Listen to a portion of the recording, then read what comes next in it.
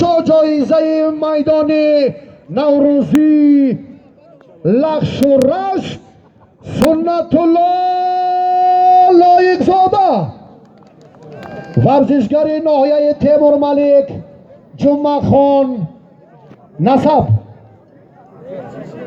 یورماتوف التهای جاروب کلی ناحیه پهلوان خیزی تیمور ملک 4 غلبه دارد.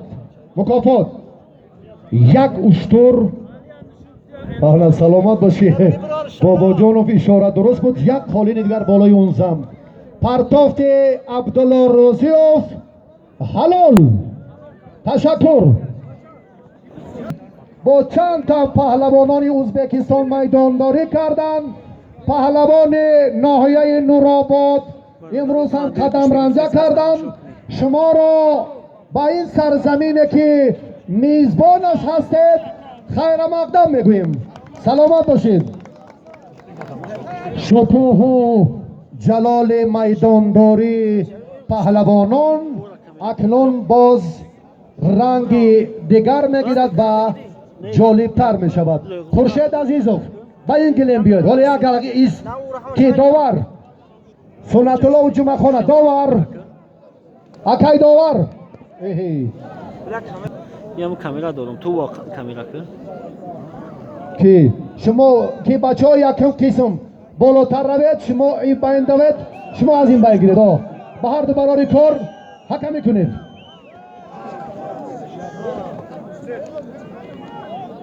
وقت نیست در عمومیت بیان کردن بعضی از اطلاعهای غیری چی گویم غیر چشم داشتم گویم گو با تو ستایش میدانداری و فروتنی و جوانمردی پهلوانان را اینجا میتوان مد اول گذاشت. جمعه خان و سنت الله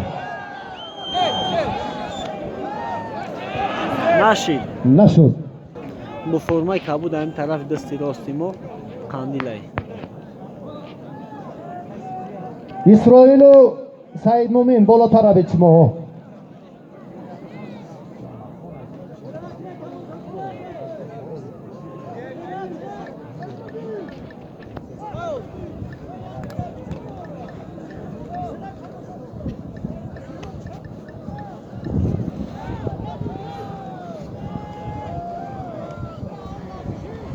سنتلا اونا پایونگیان که منوی سفید دارن هر دشو قطعی شریکیش هر دش که منوش سفیدن.